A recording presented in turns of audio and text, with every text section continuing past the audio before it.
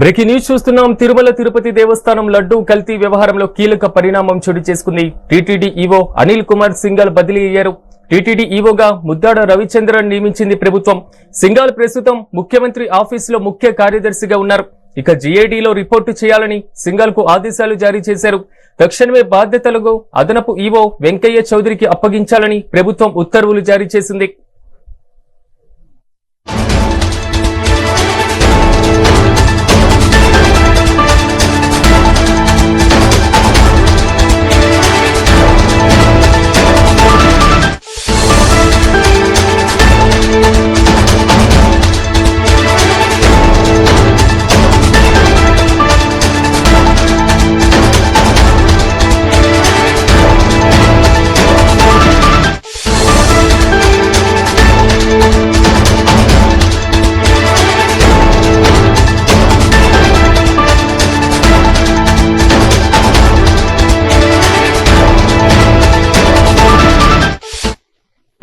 Breaking news చూస్తున్నాం. తిరుమల తిరుపతి దేవస్థానం లడ్డూ కల్తీ వ్యవహారంలో కీలక పరిణామం చోటు చేసుకుంది. టీటీడీ ఈవోగా ఉన్నటువంటి అనిల్ కుమార్ సింఘాల్ బదిలీ అయ్యారు. తాజా ఈవోగా ముద్దాడ రవిచంద్రన్ ప్రభుత్వం నియమించింది. ఇక ఇదే అంశానికి సంబంధించి మరింత సమాచారం మా ప్రతినిధి రమణ్ కుమార్ అందిస్తారు.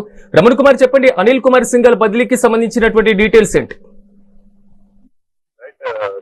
ఏదైతే టీటీడీలో కల్తీ నెయ్యి దుమారం చెలరేగుతున్న నేపథ్యంలోనే ఏదైతే టీటీడీకి సంబంధించిన అనిల్ కుమార్ సింఘాల్ ఈవోగా ఉన్నారో ఆయన ఇప్పుడు బదిలీకి గురైన పరిస్థితి అయితే ఉంది. గతంలో ఏదైతే 2019లో ఆయన టీటీడీ ఈవోగా కూడా తిరుమల తిరుపతి దేవస్థానంలో ఆయన పనిచేశారు. ఆయనతో పాటు అప్పుడు అదనపు ఈవోగా ధర్మారెడ్డి కూడా ఉన్నారు. ఆ సమయంలోనే ఎఫ్ఎన్సీఓ బాలాజీ, వీరి ముగ్గురు కూడా టీటీడీకి సంబంధించి గీకి సంబంధించి అప్పట్లో అవకతవకలు జరిగాయనే సిట్టు ధృవీకరించి దీనికి సంబంధించి కేంద్ర రాష్ట్ర ప్రభుత్వాలకు ఒక నివేదికను కూడా సమర్పించింది. ఏదైతే గతంలో టీటీడీలో పనిచేస్తున్న అధికారులే ఇందుకు అవకతవకలకు పాల్పడ్డారు. ప్రధానంగా టెండర్లు ఇచ్చిన గతంలో ఉన్న టెండర్లను తక్కువ కోర్టుకు రూపుమాపడం, అంటే దాదాపు టీటీడీ టెండర్ నిబంధనలో భాగంగానే దాదాపు అర్హత ఉంటే 250 కోట్ల నుంచి 150 కోట్లకు తగ్గించారు.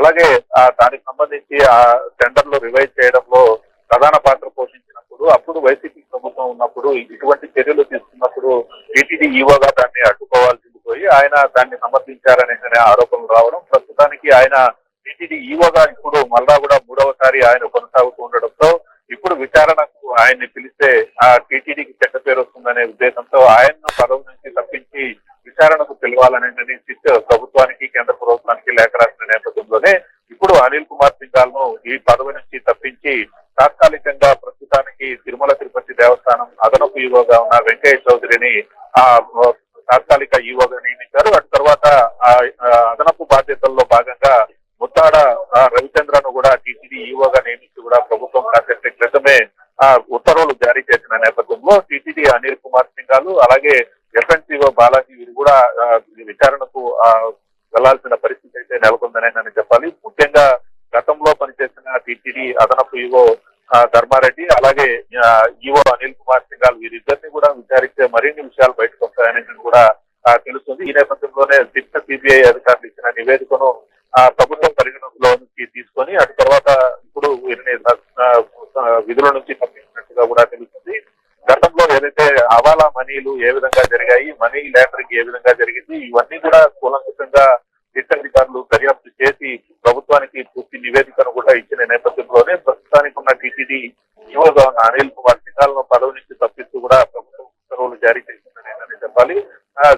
దీనికి సంబంధించి ఇప్పటికే సిట్టు సిఫార్సు మేరకే ఈవో బదిలీ అయినట్టుగా కూడా తెలుస్తుంది. కాకపోతే ఆయన్ను ఎప్పుడు విచారణకు పిలుస్తారనేది మాత్రం తెలియని పరిస్థితి. గతంలోనే టీటీడీకి సంబంధించిన అదనపు ఈవోగా ఉన్న ఎవరైతే ధర్మారెడ్డి ఉన్నారో ఆయన్ను అప్పుడే సిట్ అధికారులు విచారణకు పిలిచి అడిగిన సందర్భంలోనే ఆయన నాకు ఎటువంటి సంబంధం లేదు, దానికి అప్పట్లో ఉన్న ఈవో ఏదైతే ఆదేశాలు ఇచ్చారో అందుకు అనుగుణంగా నేను ఇచ్చాను అనే నన్ను కూడా తెలిపిన పరిస్థితి అయితే ఉంది. ఈ నేపథ్యంలోనే ప్రస్తుతానికి ఈవోగా ఉన్న అనిల్ కుమార్ సింఘాల్ ను ఆ పదవి నుంచి తప్పిస్తూ కూడా వేరే వారికి అవకాశం కల్పించారు. కాకపోతే ఇతన్ని ఎప్పుడు విచారణకు పిలుస్తారనేది మాత్రం వేచి చూడాల్సిన పరిస్థితి అయితే ఉంది. టీటీడీలో ఈ కల్తీ వ్యవహారం రోజుకో మలుపు ఉండడానికి ఇదే నిదర్శనమని చెప్పాలి. ప్రస్తుతానికి సిట్ అధికారులు అనిల్ కుమార్ సింఘాల్ ఎప్పుడు విచారణకు పిలుస్తారో వేచి చూడాల్సిన పరిస్థితి అయితే ఉంది. Right Ramana, thank you.